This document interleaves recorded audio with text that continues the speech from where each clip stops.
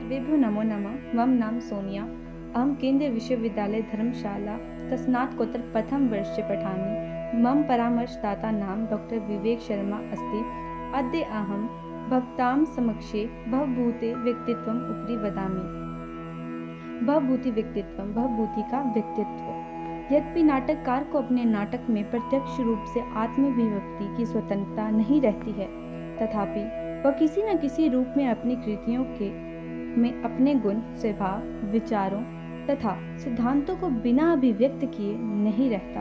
भवभूति की कृतियों के अध्ययन से उनके भी व्यक्तित्व का आभास हमें सुगमता से हो आता है। भवभूति उत्कृष्ट कोटि के विद्वान थे। इन्हें विद्वता पैतृक संपत्ति के रूप में प्राप्त हुई थी। अपनी विद्वता पर इन्हें गर्व भी था, जो भाषा पर इनके पूर्ण अधिकार को देखते हुए स्वाभाविक एवं सात्विक प्रतीत होता है।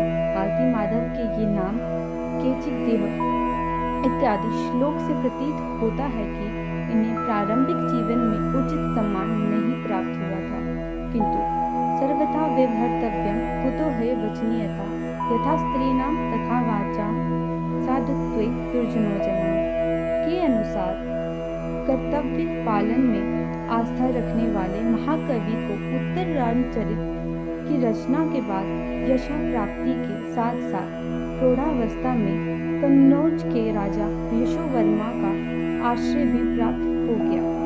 कर्मकांड प्रवीण तथा विस्तृत मीमांसक होते हुए भी भवभूति की स्त्री शिक्षा के पक्षपाती थे। इनके नाटकों में विदूषक की योजना न होने से इनके गंभीर स्वभाव का पता लगता है। बहुत संभव है कि साहित्य क्षेत्र में बहुत दिनों तक होने वाली इनकी अपेक्षा ने अथवा बारंबार विधुरावस्था के इनके वर्णन से प्रतीयमान असामयिक वैधुर्य भाव ने ही इन्हें गंभीर बना दिया हो। इनकी यह गंभीरता हास परिहास को भी गंभीर बनाकर ही प्रस्तुत करती है। चित्रविधि में लक्ष्मण द्वारा चित्रों को दिखलाते समय उर्मिला को छोड़कर आगे बढ़ने पर सीता की वत्स इयंपरा का इस उक्ति से लक्ष्मण लजा जाते हैं।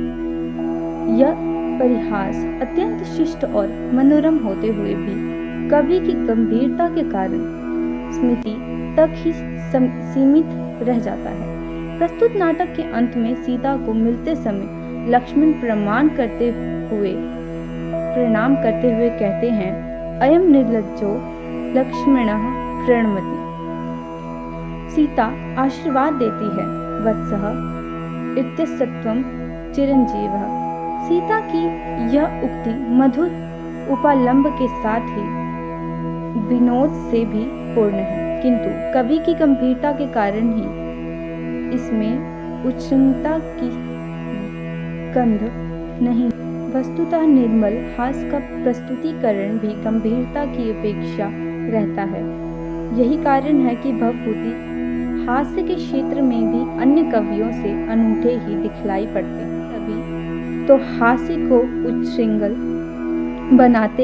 बनाने के ही उद्देश्य से विदूषक की योजना करते हैं, अतः उनमें निर्मलता का दर्शन असंभव ही है। महाकवि भवभूति सात्विक प्रेम के पक्षपाती हैं। इसमें भी उनके हृदय का गंभीर ही हेतु है, अतएव उसमें वासना का ज्वार नहीं और बाहरी कारणों की अपेक्षा भी नहीं। वह तो आंतरिक हेतु पर निर्भर है, जो उसे गहरी आत्मीयता में निगमन का सात्विक रूप प्रदान करता है। व्यतिषज्यति पदार्थांतरः कोऽपि हेतु न खलु बहिरूपादिन प्रीतया संश्रयन्ते। भवभूति मानव मन के चतुर पारखी थे। मन के अंतर्द्वंद को पकड़ने तथा उसे सफल अभिव्यक्त देने में ये सिद्धहस्त थे।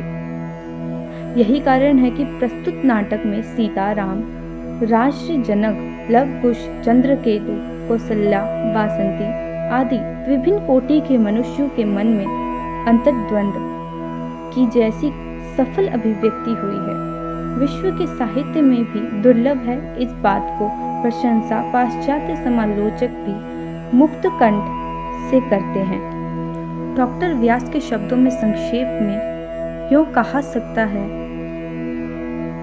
कि भवभूति का व्यक्तित्व संस्कृत साहित्य में जीवन की मधुरता और कटुता, अंतः प्रकृति और बाह्य प्रकृति के कोमल और विकट दोनों रूपों के ग्रहण करने की क्षमता रखता है। भवभूति वे श्रीकंठ हैं जिन्होंने एक साथ चंद्रकला की शीतल सरसता और विष की तिक्तता दोनों को जीवन के उल्लास में और वेदना व्यथित दोनों तरह के पहलुओं को संघर्ष